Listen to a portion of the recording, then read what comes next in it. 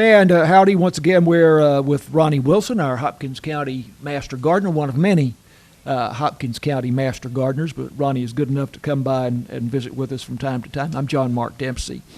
And here it is springtime now, and people are once again out in their gardens and flower beds and lawns and what have you, and the subject of fertilizer certainly comes up. And Ronnie's got some notes on that. You say it's a good idea to have a soil test done? A very good idea. Before you go spend $40, $50, $60 on fertilizer, I think it's helpful to know what your soil needs, what you need to be buying.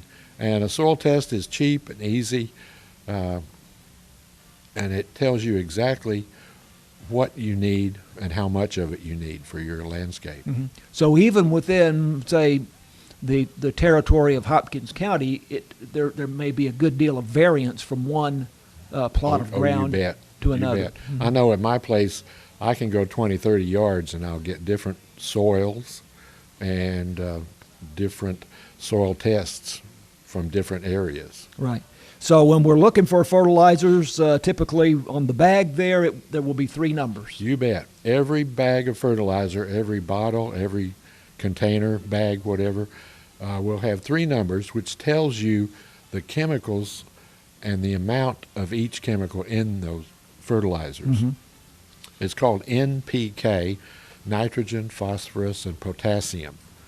And those are the three main ingredients in fertilizer. And the first number is nitrogen. Always the first number. And what does that contribute to? Nitrogen is for the green parts of the plant. Green leaves, shrubbery, anything that green, it helps the plant grow and produce more leaves.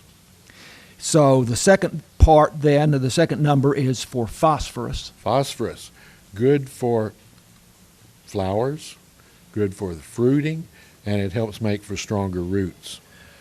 The first thing you mentioned in your notes here is root growth. So, yes. So that's the primary thing, I would say. But as you say, flowering and production of fruit. I think of it mostly as for flowers and fruits. Okay. But that's the second number, and Yes. And equally important to the first. I guess it does matter, though, depending on what you're looking for in that particular plant as to we'll get into this. Yes. Right. So the third number then is potassium. Potassium is good for the overall health of the plant, and it helps the plant structure so that it can transmit the nutrients from the soil up to the plant. You mentioned disease resistance here. Yes, makes the plant stronger, can withstand disease a little better. A deficiency of potassium will show up really quickly in dry weather. I see. Oh, which we will certainly Yes, have, we will almost without a doubt. So that's important for your plants in the summertime. So, for example, then a 15-5-10 bag of fertilizer. That's 15 parts of nitrogen, 5 of phosphorus, and 10 of potassium. Yes. And would be suitable for what? For lawns. Then again, you need a soil test to make sure that will work for your particular landscape. But that's a 3-1-2 ratio. Yeah. Or a 4-1-2 ratio is always good for just general fertilization. So 3-1-2 and 4-1-2. Right. And the numbers vary because of the amount of the actual chemical or exactly. in the you bag. mentioned 15-5-10. Yeah. That's 15% nitrogen, 5% phosphorus, and 10% potassium. Now, those numbers don't add up to 100%, so you're only getting 30% nutrients in that 40-pound bag of fertilizer. The other 70% are additives, fillers. Uh-huh. Could be sand, could be clay, maybe if you get lucky, diatomaceous earth, but it's filler. Okay, we're gonna run out of time pretty quickly here. 2100. That's 100%, or that's all nitrogen as far as the chemical is Yes, concerned. 21% nitrogen. That's great for pasture lands. And you can even use it on your lawn from time to time.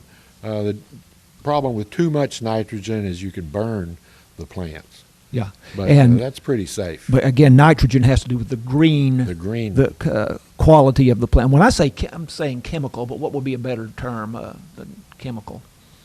It is. It is chemical. Yeah. Okay, fine. It's And then you have 13, 13, 13, for example, and I also see 10, 10, 10, right.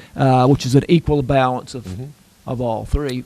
Yes, But you may not need an equal balance. that's true. Of all. The danger with the middle number, like we said, it will produce flowers and fruits, but also it stays in the ground. And if you get too much phosphorus, it ties up the other nutrients, so Mhm. your plant actually gets weaker with too much phosphorus.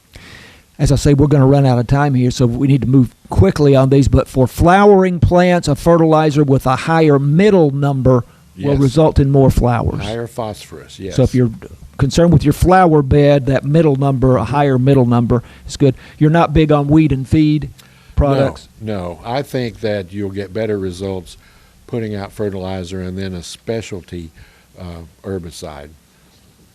And sometimes I have heard that the weed and feed may not be good for trees. Exactly. That you place it around. All right, so some other events coming up with the Master Gardeners. Thursday, March 27th at Heritage Park at 6:30 p.m. Program about water, also fertilizer, watering and fertilizer. Yes. And then a neat event then Saturday, March 29th. You all will be at Atwood's from 9 to noon, and this is just a kind of a general meet and greet and question answering. Exactly. Program. We will have soil test kits available and other handouts from the AgriLife office, and we just want to talk with people. We'll set up right next to the vegetables and flowers, so stop by and come talk to us. Great. 9 to noon, Saturday, March 29th at Atwood's. Yes. Ronnie, thanks for having that second cup of coffee. Oh, you're quite welcome.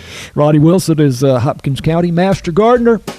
I'm John Mark Dempsey, and this is KSST.